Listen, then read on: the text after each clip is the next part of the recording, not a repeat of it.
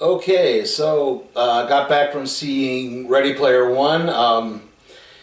I'll tell you this right now. This film's kind of a mixed bag for me. There were some good points, and there were some not so good points in this. Basically, the overall plot is it's the year 2048. It's in Columbus, Ohio, which is, thanks to a bunch of conflicts, now the most populous city in the United States. Um, our protagonist, whose name is Wade Watts, lives in basically it's a trailer park, but it's like a stacked trailer park. So it's a trailer on top of a trailer on top of a trailer on top of a trailer. And he spends most of his time in this virtual world called the Oasis, which was developed by this ultimate tech geek named Halliday. Basically, it's Second Life kind of turned all the way up to the extreme. You can tap into any world you want. You can do anything you want, really. If you have a lot of money, you can basically go around carte blanche. You don't really have to compete in a lot of stuff. But more often than not, people compete in contests for a currency called coin and artifacts called artifacts, which are basically power-ups. And then it turns out that the guy who invented it died in 2040. Like I said, his name was Halliday. But the final message he left said, "I have placed in the game, in Ready Player One, sorry, in Oasis, what I call the Easter egg. Whoever locates this egg, whoever solve all the clues and solve all the puzzles, and locates the egg, inherits the Oasis." And basically inherits $500 billion. Like I said, our main protagonist is named Wade Watts. He has an avatar named Parzival. He has a friend named H. Don't want to get too far into that. We'll get to it. Because a couple other friends, Sho and Daito. That's they're there. I kind of hate to say that. I will admit, I have not read the book, from what I've heard of the book. It has interesting ideas, but it gets bogged down in its own prose because the Oasis is all just filled with nostalgic pop culture references. And basically the writer decided he needed to name every possible thing he could in his prose, basically. So it's like, I was competing in a car race with my DeLorean, and I was going up against the Mach 5 and the bike from Akira and Bigfoot the monster truck, and this, and this, and this, and this. And then we went to Doom Planet, where we all fought aliens alongside Doom Guy, and we all had big guns, and you know what I mean. But there's a sort of a master player that Wade has been following, who has an avatar named Artemis. We'll get a little bit to her a bit later as well. There's also a group called IOI, and I keep thinking 101 because that's really what it looks like. IOI, and they are run by a guy named Nolan Saranto, and he employs a group called the Sixers, and they're basically they're sort of like the number 2 tech company behind the company that created Oasis.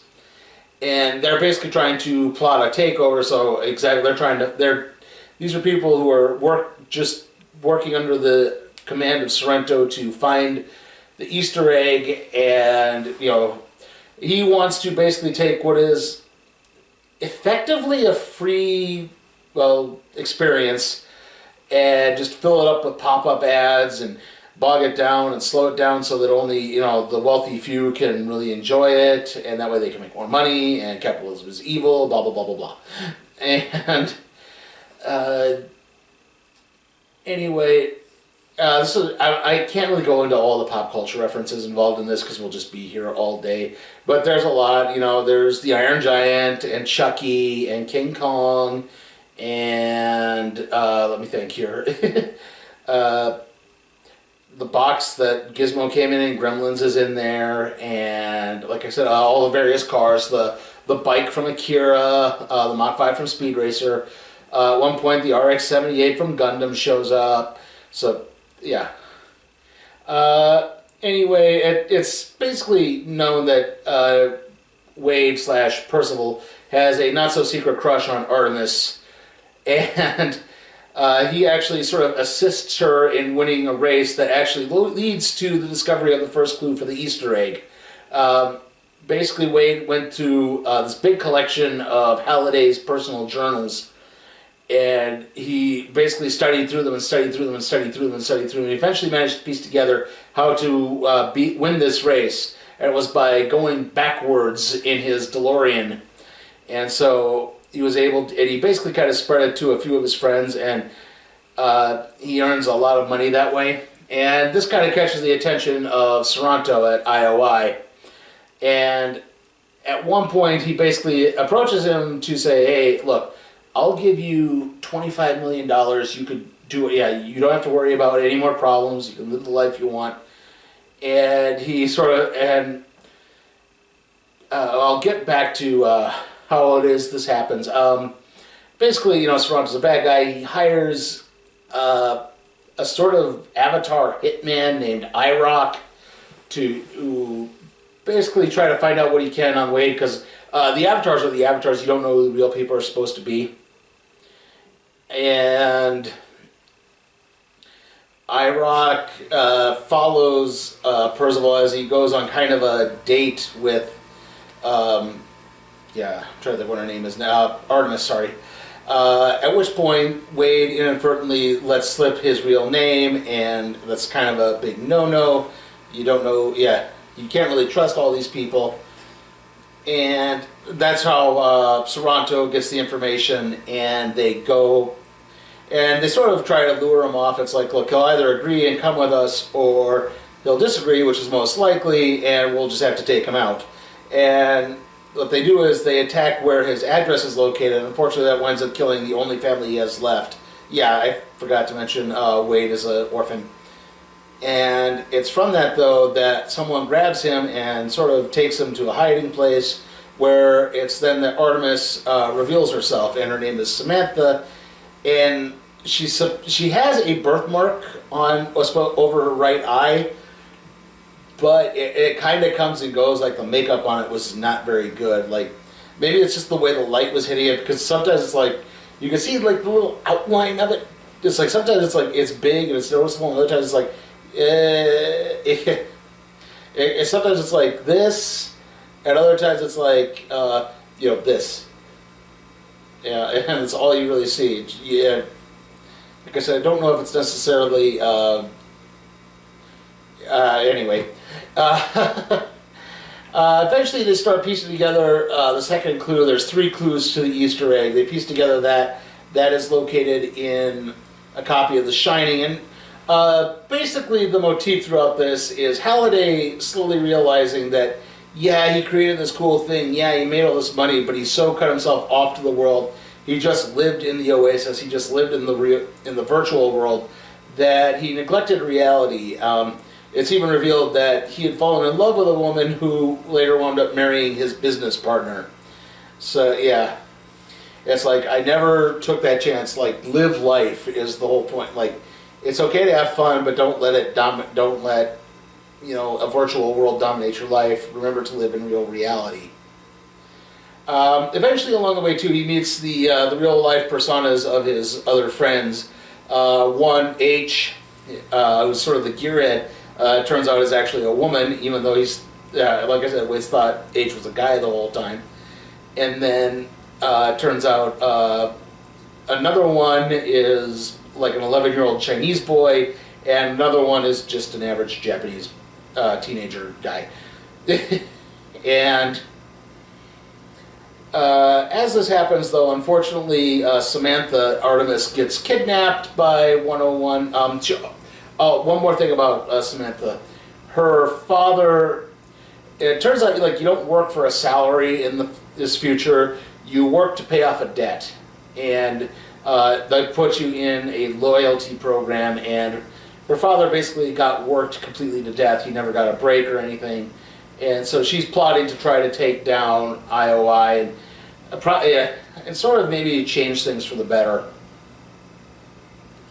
Like I said, eventually Samantha gets kidnapped, and through various shenanigans, IOI actually manages to decipher part of the third clue, and it turns out like the third clue is you have to chronologically go through every Atari 2600 game until you find something big. And they eventually do find something, and it's the video game Adventure, where, for those who maybe don't remember, Adventure for the 2600, if you went into this special room, you could find something that takes you to another place where it had the name of the creator plastered on the wall. And that is considered the first ever Easter egg. Get it? As this is happening, though, Percival basically goes onto a broadcast, manages to rally all of the Oasis to fight IOI and Saranto and his group, which are called the Sixers, and I guess IROC to an extent. It all goes into one big battle. Things happen at one point because they've sort of broken Artemis, Samantha out, but she actually stays behind to get up some more information to help them. And in the midst of this, it's like he realizes, oh, they're kind of onto you. The only way for you to get out is you have to get out, and you're not going to get out willingly, so I have no choice but to kill you. And so he kills Artemis so that Samantha can escape, and, eventually he gets to the point, like, the funny thing is they realize, IOI realizes that it's Adventure that we're supposed to find her, but they think they have to beat the game. And you don't beat the game, you have to look for the Easter egg. Yeah, the Easter egg is not in beating the game, you have to play the game a certain way. Eventually there's like this big fight with Saranto. Saranto detonates this kind of explosion that kills everyone except Percival, because it turns out he has an extra life. He had befriended the guy who keeps the curator for the giant Halliday Museum, and that person gave him a quarter. It's later revealed that it's Halliday's old business partner, who had sort of covertly slipped back into the game to figure everything out. Like I said, he wins the Easter egg, and he sort of realizes, like, again, he gets the message from him, from Halliday, that, like, you know, life is living. Like, don't just put everything around that.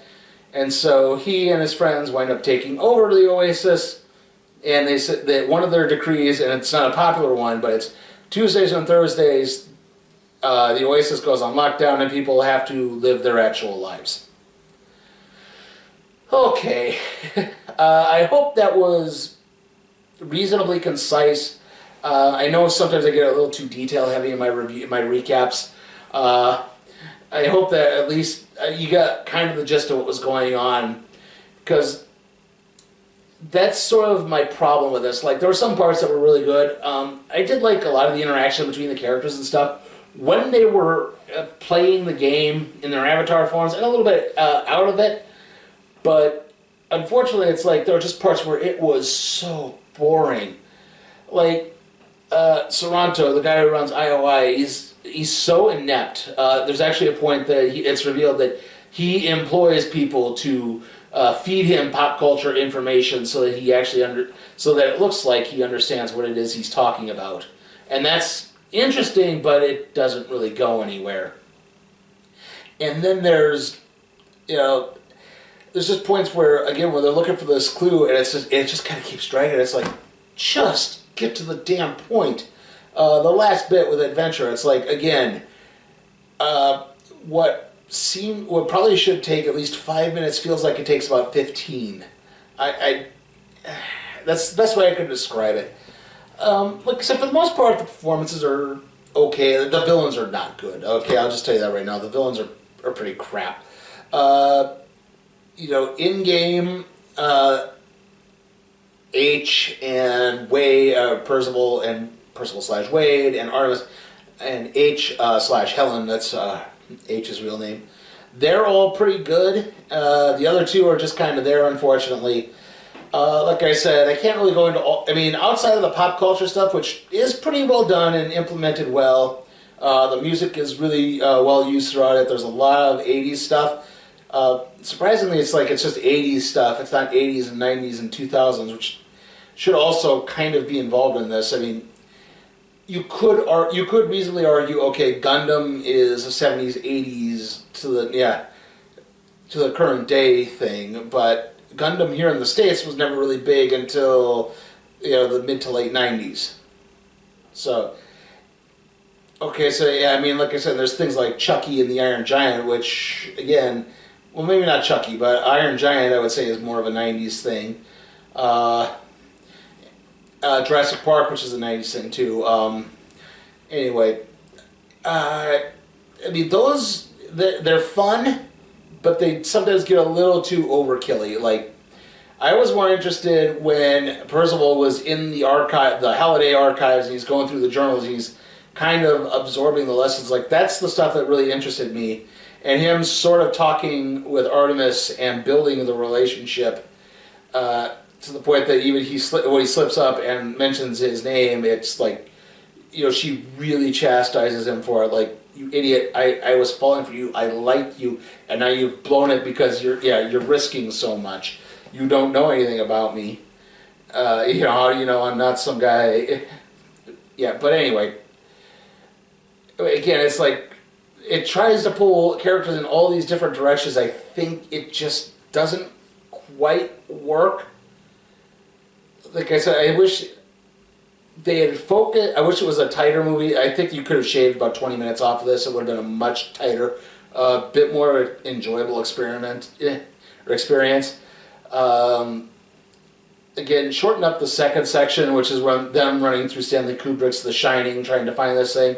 And it turns out what they were looking for isn't actually in The Shining.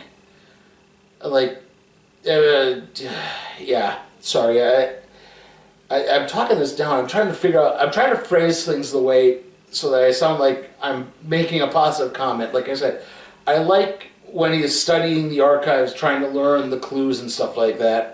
And I do like most of his interactions with Artemis. I like the way that sort of builds. And I like when they meet in real life, again, that he says, I don't care. I, know you. I know that you are a good person. I care about you. And they do wind up kissing at the end of the film. And I will say this, like I said, I have not read the book, but like I've gotten little sections of it, and it does seem like it works better in film than it does in prose form, because we don't have to go through the whole in-depth referencing to the point. Like I said, the section I heard from is the big kiss, and he's talking about how this is the way they kissed in all the movies and all this stuff like that, and Bogart and this person and how they kissed, and I dipped her down, and it's like, okay, like, yeah. Like, you're getting way too detailed there, guy. Just say they kissed. Anyway, yeah. So, like I said, there were parts of this movie I liked, and there was a lot of this movie I didn't like, so I'm going to give Ready Player One a C. Wednesday. Hello? Hello? Who is this? Lead the back here. Get off the phone. Perfect Strangers. Then Hey, it's Ralphie Boy. it's a hilarious trip to all your TV favorites. Isn't that ding-on territory? Head of the class. Wednesday. Okay, it's trailer time, and well, we really didn't get any new trailers this week. It's all. I mean, we did get a new trailer for a movie we've already had a trailer for, but that's basically it. We had Super Troopers 2 again, then A Quiet Place again, and that's going to be the next film, unless someone on Patreon really, really wants me to see Cockblockers. Then we had Rampage again. To this point, we had our new trailer for a movie we've already had a trailer for, and that's the new Avengers Infinity War. Infinity Story. Why did I write Infinity Story? Infinity War trailer. Then Solo, a Star Wars story, and then Deadpool 2 again. Okay, so the next video will be up on Sunday. That's going to be the Flash review. I've already shot the video stuff for that. I have the audio recorded. I have the scans. I just need to merge that all together and get the editing done. See you all then.